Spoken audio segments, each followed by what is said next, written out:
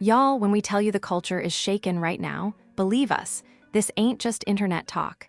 This is rap history getting flipped, twisted, and exposed on full display. Because out of nowhere, radio's most controversial voice, Charlamagne Tha God, just lit a fire under the quiet storm of hip-hop. J. Cole. And baby, he didn't whisper it behind no podcast table. He said it loud. He said it clear, and he said it with his chest. J. Cole didn't want the smoke, and that's why he lost the culture. Let that sink in. Y'all know J. Cole been everybody's safe favorite for years. The conscious rapper, the middle child. The one who wasn't about beef, but about bars, right? Well, guess what? According to Charlamagne, that whole image is cracking, and he just pulled back the curtain on a decade of silent LS that fans are now re-examining with wide eyes. This all kicked off after Cole's now-viral apology to Kendrick Lamar. Yup, that one at Dreamville Fest. And what looked like a mature man stepping back from beef. Charlamagne called it a cop-out. He said Cole folded under pressure. He said, and we quote, "He had the shot, he had the mic, and he gave the moment away. You can't be the people's king and then duck the war." Fans are stunned. Twitter is in flames.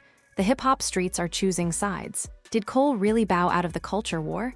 Was this peace or cowardice? And how deep does this go?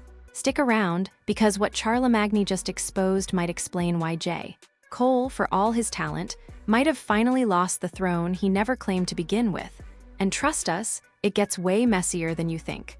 The fallout began instantly. Charlamagne didn't just drop a hot take. He lit a match and walked away from a room full of gasoline.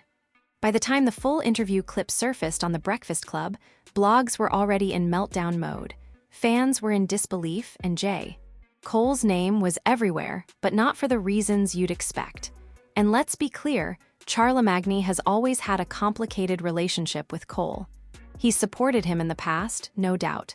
But this time, the energy was different. This wasn't tough love. This was public dissection. Cole wanted to be everyone's favorite poet, Charlamagne said, leaning into the mic like he was delivering a eulogy. But this culture don't crown poets, it crowns fighters. And when it came time to stand up, he sat down. Boom, that quote ricocheted across the internet like a bullet. And it wasn't just fans who reacted. Other artists, critics, and insiders started chiming in. A narrative began to form, one that called into question everything about Cole's career. How did it start? It all came back to one moment, Dreamville Fest, just 2 weeks prior. It was supposed to be a celebration. J. Cole's own festival. His home turf. A place for healing, unity, vibes, but instead, it turned into a turning point. Because right there, in front of thousands, Cole did something nobody expected. He apologized to Kendrick Lamar. Let's rewind. Remember, Kendrick had dropped that bomb verse on Future and Metros like that. Aimed straight at Drake, but Cole caught some strays too. The energy shifted. The streets were waiting for retaliation, for a reply from either of the so-called GOATs. And Cole, he answered with a full track, 7-minute drill. And bruh, he came hard. He said Kendrick was overhyped, that his last albums didn't hit the same, that he'd been the real leader of the culture. Fans lost their minds. It was the battle they'd been waiting for. Except, less than a week later at Dreamville Fest, Cole folded. He stood on stage, eyes soft, voice low, and said, "That wasn't me, that wasn't from the heart. I was caught in ego. I want to publicly apologize to my brother Kendrick. I took it too far." The crowd was silent. Some clapped, some booed, and in that moment, you could feel something shift. Charlamagne wasn't the only one who noticed. Joe Budden did an entire podcast titled, "Is Cole Out?" DJ Academix laughed on Twitch and said, "Bro apologized in HD on stage with angel lighting. I couldn't believe it." Even Roysta59 posted a cryptic tweet, "The throne ain't for the humble, it's for the hungry." And the fans, divided. Some said Cole showed maturity, emotional intelligence, and class. Others said he gave up. One viral tweet read, "This is why Cole never passed Kendrick, not because of talent, but because when it got hot, he dipped." Another said, "Cole dropped middle child like he was ready for war, then waved a white flag at the first shot fired. You can't do that and expect to be crowned." And suddenly, Cole's entire career began getting re-examined under a harsh new lens. Let's go back. Cole came up as the underdog. Signed to Roc Nation, grinding for years, often dismissed as boring or too safe. But slowly, quietly, he built his legacy. Born Sinner, 2014 Forest Hills Drive, For Your Eyes Only, KOD the off-season, no features, platinum plaques, sold-out tour. But here's what Charlamagne said that really got under people's skin. Yeah, Cole did all that, but none of it moved the streets. You know who moved the streets? Kendrick. Drake, hell, even Future. Cole dropped gems, but he never made the culture tremble. And that's when fans started pulling receipts. Where was J. Cole during the Black Lives Matter protests? Where was J. Cole when the culture was being attacked by politics and division? Where was J. Cole when the rap game was going head-to-head? He was in Rwanda playing basketball. He was dropping lo-fi projects about finding peace. He was absent. Then came the most unexpected twist of all. An old leaked group chat between several industry and RS started circulating. The messages weren't confirmed, but the content was explosive. In one of the texts, an unnamed executive wrote, "We told Cole in 2020 to respond to Kendrick. Told him the window was open. He said, 'I'm not chasing the crown, I'm building my garden.'" Building my garden. That one quote became a meme overnight. People started calling J. Cole the gardener of hip-hop. Memes of him watering plants while Kendrick throws lyrical grenades flooded Instagram. TikTokers made parody videos of Cole sipping tea in a forest while the world burns around him. It was funny until it was. Because underneath the jokes was a hard question. Can you be a leader of the culture if you refuse to lead when it matters most? Then came the emotional fallout.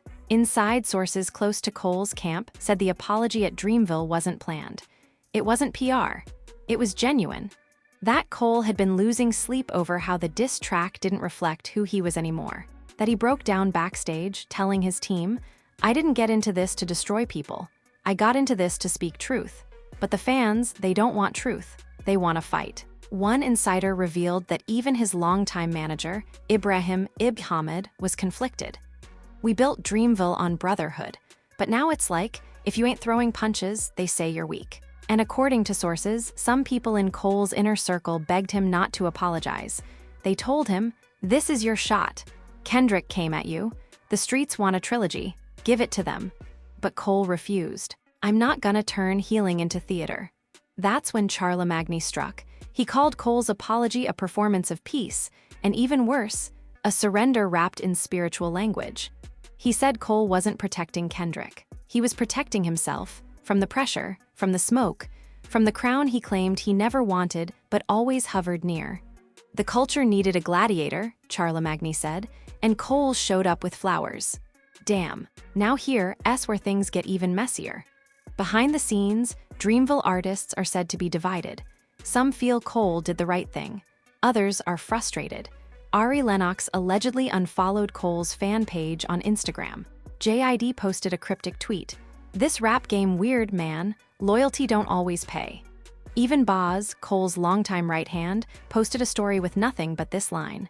"Silence is a choice." Insiders say there's tension in the Dreamville camp, not because they hate Cole, but because they don't know where he stands anymore. One insider said, "He used to be the one telling us to rap like our life depended on it. Now it's like he's too evolved for the fight.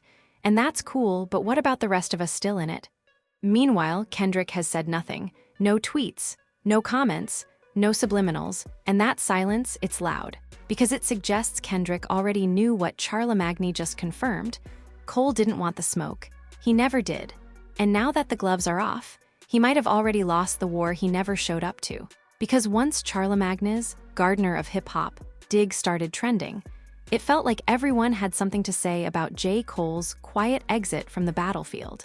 And while the memes and jokes were funny for a second, they quickly turned into a reckoning. Not just for Cole, but for everyone who had once stood behind him as the soul of modern rap. What came next? Family got involved. Let's talk about it. A rarely seen clip surfaced from a small podcast based out of Fayetteville, North Carolina, J. Cole's hometown. The show, called Back Porch Vibes, had an episode where one of Cole's cousins, who goes by the name Nico Savage, came on and spilled. And it wasn't your usual family fluff. This man was clearly heated. "Y'all keep saying Jermaine's scared of the smoke," Nico snapped, "but he been built different. Cole ain't scared, he's smart. Y'all want him to turn poetic warfare into WWE. That ain't how he move. But then he said something that stunned fans. But I'll be honest, I did tell him not to apologize. I told him, you gave them a taste of fire and now you're walking away? That ain't gonna sit right. He said, I know, but I'm not trying to win the world. I'm trying to save my soul. Boom. That right there sent social media into another emotional spiral. Was Cole's apology cowardice? Or was it the sign of a man who knows he doesn't owe the culture more blood just to prove he's worthy? Some fans sided with Nico. Others said, nah, that's spin. The damage is done. But if you thought the family tension was the peak, hold tight. Because the next twist came from the Sixth God himself, Drake. Now, if you've been paying attention, you know he's been in the middle of this triangle all along. The whole beef triangle between Drake, Kendrick, and Cole has been tense for years. Mutual respect in public, subliminals in private. But behind the scenes, that respect has always had limits. A leaked screenshot from a private group chat, allegedly including Drake, his manager Noah 40 Shebib, and producer Boy One Da, got leaked through a burner Twitter account tied to an OVO intern. What was in that message? Chills. Drake allegedly wrote, Kendrick barked. Cole whispered, that's not balance, that's retreat. And then he added, he's out, let's finish this. What does finish this even mean? Fans were quick to speculate. Does that mean Drake is preparing a full retaliation track to Kendrick? And is he implying Cole removed himself from the elite table?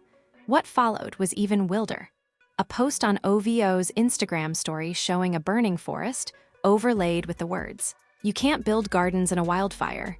Everyone knew what that meant. Cole's metaphor, I'm building my garden, was being thrown back in his face. Mocked, flipped, weaponized, and Kendrick, still silent, but fans started digging. Old studio footage leaked from PG Lang's vault, showing Kendrick in a session working on a scrapped verse. The footage was raw, no context, no full audio, but the lyrics that could be heard, cutting.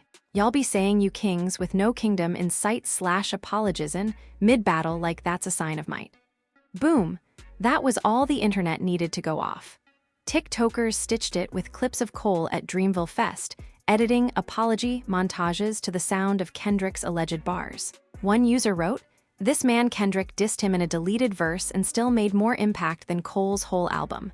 Harsh, but it wasn't just fans, even industry vets were divided. Boz, one of J. Cole's closest collaborators and a Dreamville ride or die since day one, finally broke his silence. He went live on Instagram. At first he was calm, laughing, avoiding questions. But then someone commented, why is Dreamville so soft now? And Boz just stopped. He looked at the camera and said, that's wild, bro, we built this off bars, off pain, off pressure. But yeah, some of us been choosing peace over presence lately. I ain't even gone lie to y'all, some of us are confused. Then he paused. I love Jermaine, that's my brother, but the culture, the fans, they don't know how to process what he did, we don't even know yet. Tears. Boz looked genuinely torn. It was real emotion, the kind fans don't get to see. And in that vulnerability, fans saw what no diss track could reveal, the emotional fracture inside Dreamville itself. Meanwhile, in Kendrick's camp, things weren't quiet either. Rumors started flying that PG Lang was preparing a documentary titled The Silence That Spoke Louder. The doc allegedly follows Kendrick's journey over the last 3 years, including his rift with Drake and his strategic distance from Cole. An insider claimed, there's a chapter in the doc called When Cole Went Quiet, and it's not flattering. Even worse, someone leaked a snippet of an interview from the doc where Kendrick allegedly says, I was never trying to beef with Jermaine. I was trying to see if he still believed in what he said in 2018. Middle child sounded like war to me, but then he started building gardens. Now Kendrick's quoting Cole's metaphors with sarcasm. Wild. The streets kept talking. Podcasters debated every word. Charlamagne doubled down again on The Breakfast Club, saying, this is bigger than beef. This is about identity.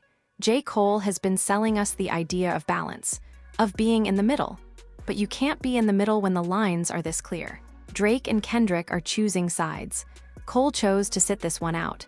And you know what? That's fine, but don't expect the culture to wait for him. Angela Yee chimed in from her own show. I think Cole's been consistent. He's about peace, introspection, maturity. But I also think the fans wanted a different Cole. And that gap between what they got and what they expected, that's what hurts. The culture was split right down the middle, and the pressure kept building. Back in Fayetteville, J. Cole was reportedly seen going off-grid. No cameras, no social media, no appearances. A barista at a small coffee shop in town allegedly saw him writing in a notebook, hood up, headphones on, nodding slowly. The barista tweeted, "I asked if he was working on a response. He just smiled and said, 'Working on the truth.' Whatever that means, we don't know yet, but it sounds like something is coming. Something that might be too little, too late, or might just shift the balance all over again." The industry was buzzing. Fans were torn. And Dreamville? Caught in the crossfire of identity and legacy. But in the shadows of this very public fallout, something unexpected began to take shape. Because while the world was asking why J. Cole went quiet, Kendrick and Boz were having a conversation nobody was supposed to know about. Let's get into it. A leaked backstage photo hit the internet like a nuclear bomb. It showed Kendrick Lamar and Boz sitting in what looked like a dimly lit studio lounge in New York City, candles lit, laptop open, notepads on the table. No caption, no tags, but the image told 1,000 stories. The photographer, a Loki engineer known as Tonio Lentz, who quickly deleted the photo from his story when it started gaining traction. But of course, it was too late. What were Kendrick and Boz doing together without J. Cole? Why wasn't the face of Dreamville at that table? Speculation ran wild. And that's when another bombshell dropped. An insider from the studio, who requested to stay anonymous, sent an email blast to several hip-hop bloggers claiming this. Boz and Kendrick weren't making a track. They were having a real, raw convo about Cole, about whether he had abandoned the mission. Kendrick asked Boz straight up, "Does he still believe in the middle?" Boom, that question hit harder than a diss track, because it exposed what this really was about. Not just rap, not just respect, but a crisis of belief.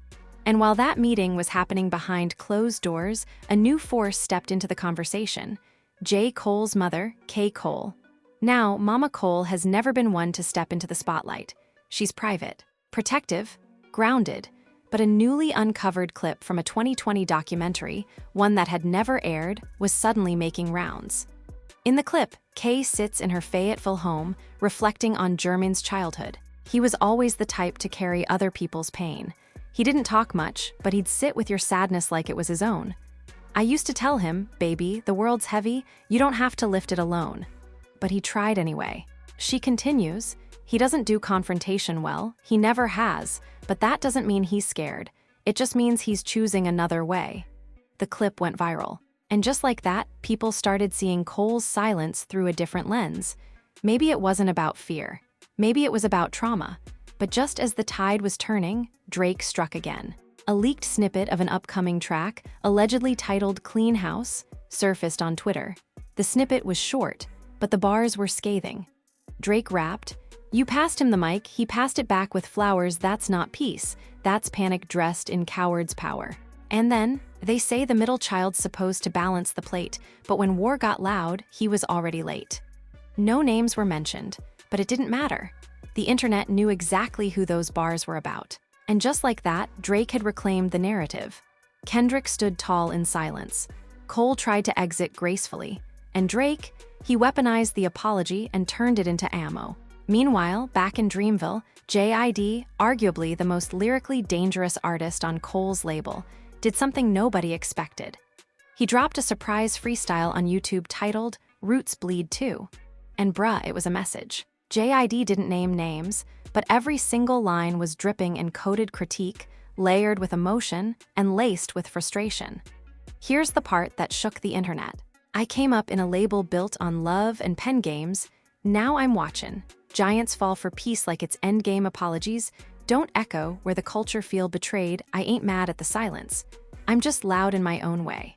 That freestyle went crazy. Fans flooded the comments. J.I.D. just said what the whole Dreamville roster been thinking.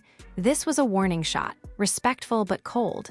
And one tweet summed it up best: "Dreamville ain't broken, but the cracks are showing." At this point, Charlamagne Tha God came back for round 3. He invited Roysta 59, Remaima, and Joe Budden onto a special roundtable episode titled When Kings Walk Away. And the conversation? Explosive.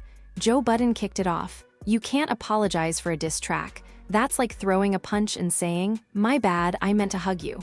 Cole broke the code. Remaima added, "Nah, I respect the heart behind it. But the timing? Messed up. If you gonna take the shot, stand on it." Then Charlamagne dropped his final dagger. "Let me ask you this. If Pac apologized to Big after Hit 'Em Up, would y'all still call him legendary? Sometimes legacy is built in moments you can't take back. Cole tried to take it back, and that's why he lost the culture." That quote hit headlines across every hip-hop site in the game, but the question still loomed: where is Jay? Cole now? Sources close to Dreamville confirmed he had gone into full isolation mode. No press, no interviews, no new music. But then, on a random Tuesday night, an anonymous Spotify user uploaded a private playlist titled Letters I Never Sent. The playlist had 13 tracks, all obscure jazz and soul instrumentals, but the titles? Straight-up poetry. Track 1, Silence Don't Mean Surrender. Track 4, King Without a Throne. Track 7, The Garden is Burning. Track 13, I Never Left the War, I Just Didn't Like the Weapons. Fans lost their minds. Some said it was fake. Others said it was 100% Cole's burner account. A few insiders from Dreamville liked the playlist on Spotify, then quickly unliked it. You already know what that means. And just when it seemed like the storm had passed, one final twist brought it all full circle. A clip surfaced from Kendrick's camp, grainy phone footage showing a studio session. Kendrick is pacing, not rapping, venting. He says to the room, "I ain't mad he apologized. That's his journey. But don't come for the crown if you ain't ready to fight for it. I didn't start this to battle Cole. I started this to see if he still cared." Chills, because that line perfectly exposed the heart of this whole saga. This wasn't just about bars, it was about conviction. Kendrick wanted to know if Cole still stood for the things he used to say. And maybe, just maybe, the apology proved he didn't, or maybe it proved he grew. That's the debate tearing the culture apart. The tension had reached a breaking point. Dreamville was no longer just a label, it had become a battleground. Not of beats or bars, but of values, loyalty, and the quiet war between authenticity and expectation. While fans argued whether J. Cole's silence was peace or betrayal, the industry was already preparing for war. And the next battleground? The BET Awards. This wasn't supposed to be dramatic. The BET Awards had always been a celebration of culture, unity, love, performances, but this year, it became the showdown. Rumors had been swirling all week.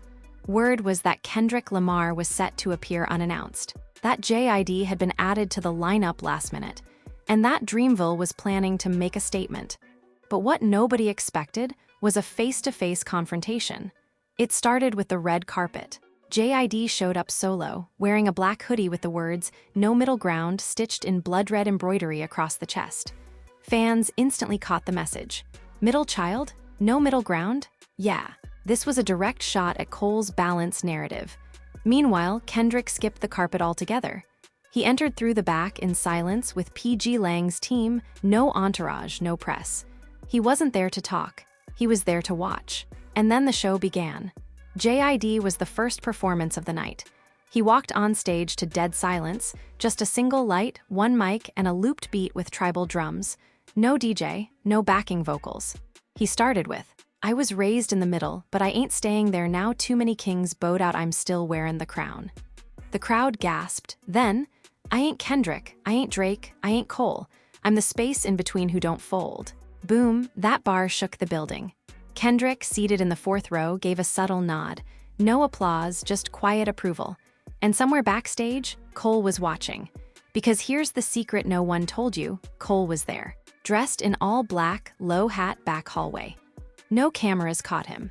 But an insider confirmed to Revolt TV that Cole showed up 30 minutes before JID's performance and watched it from a private screen in the green room, alone. The real drama came after the performance. Sources say that Kendrick and JID crossed paths backstage, no security between them, just artists face to face. Witnesses reported a chilly silence, followed by Kendrick saying, "You know this ain't about Cole, right? It's about what happens when leaders stop leading." JID allegedly responded, "Then let's make sure we don't stop either." Handshake, firm, mutual respect, but no peace. Because if you listen closely, it wasn't a resolution. It was a passing of the torch. And Cole, still watching, still processing, still silent. Until now. Because just 48 hours after the BET Awards, a voice memo leaked. An audio file labeled 62324 Private Notes was sent anonymously to several music journalists, including Elliot Wilson and Brian B. Miller. They didn't post it immediately. They weren't sure if it was real. But once Dreamville's social team accidentally liked a tweet about the leak, the internet pounced. And what was on that voice memo? J. Cole speaking. Raw, unedited, emotional. Here's a transcription of part of what he said. "I didn't walk away 'cause I'm scared. I walked away 'cause I've been fighting my whole life. I was 12 trying to hold my family together, 16 trying to make sense of poverty, 25 trying to tell y'all the truth in a way that felt safe. And when I dissed Kendrick, I felt powerful. When I apologized, I felt free." He paused, then. "Y'all want me to play King of the Hill, but I'm done with the hill. I'm planting seeds now, and when they grow, y'all can call me whatever you want, I'll still be me." Fans were left speechless. Some were crying, some were angry. But one thing was clear. Cole had finally spoken. And not with bars, with soul. But the world didn't stop spinning. Because while Cole was finally showing his truth, Kendrick and Drake were preparing something monumental. Rolling Loud. The two artists, Kendrick Lamar and Drake, had been rumored to make surprise appearances on separate nights. Instead, they showed up together. The moment hit like a meteor. Midway through Travis Scott's headlining set, the beat to Like That dropped, the lights cut, and out walked Kendrick. Crowd, fire, fire, fire, then the beat switched, first-person shooter. Drake emerged, but this wasn't just a joint performance. It was a message. The two performed back-to-back, trading verses, eyeing the crowd, not each other. And then Drake said into the mic, "We ain't always on the same page, but we both showed up. That's what kings do." Kendrick simply nodded, then dropped his final verse of the night. "They said the crown don't fit no more, so I melted it down and made a mirror." Boom, a diss, a reflection, both. The internet didn't have time to decide. Because what happened next left everyone stunned. The final piece of the puzzle, Dreamville's press conference. Yes, you read that right. Dreamville, for the first time in its history, held a formal media event. Press invites. Cameras. Live streamed across YouTube and Tidal. Boz, Ari Lennox, Kaz, Earthgang, and Loot sat in a row. No Cole, but the energy, heavy. Boz opened with, "We built something beautiful, and we're proud. But right now, we're hurting. There's confusion, there's disappointment, there's love, but there's a need for clarity." Then Ari Lennox added, "People keep asking if we still stand with Cole, and the answer is yes, but we're also standing on our own." And just before the conference ended, Earthgang dropped a bomb. "Don't be surprised if you see Dreamville looking different next year. We growing, some of us in new directions." Mic drop. And with that, fans realized what this all meant. The Dreamville era, as we knew it, was ending. J. Cole didn't show up at the press conference, but he released one final post that same night, a photo, just a hand, planting a seed in the dirt. No caption, no location, no hashtags. Just that, and somehow, it said everything. And there you have it, y'all. What started as one artist's apology turned into a full-blown cultural firestorm that shook the very foundation of modern hip-hop. J. Cole didn't just walk away from a rap beef, he walked into a storm of criticism, betrayal, heartbreak, and soul-searching. Kendrick challenged his voice. Drake mocked his silence, and even Dreamville started to split at the seams. Was Cole choosing peace or avoiding pressure? Did he evolve or abandon the fight? And now, with Kendrick and Drake uniting on stage, and Dreamville holding press conferences without its leader, where does Cole even stand? One thing is for sure, the culture is watching. The fans are questioning. And the crown, it's sitting in the middle of a battlefield waiting. But now we turn to you. Do you think J. Cole truly lost the culture? Was Charlamagne right to say he didn't want the smoke? Or is this just the beginning of a whole new era for Cole? A quieter, deeper one? Jump in the comments right now and speak on it. We want to hear your raw thoughts. Should Dreamville move on? Did Kendrick go too far? Is Drake still playing puppet master behind the scenes? Fire smash that like button if you feel this saga shook hip-hop to its core. Fire subscribe if you live for the real drama behind the bars. Fire and don't forget to hit that bell so you never miss when the next chapter breaks. Because trust me, it always does. Because trust me, it always does.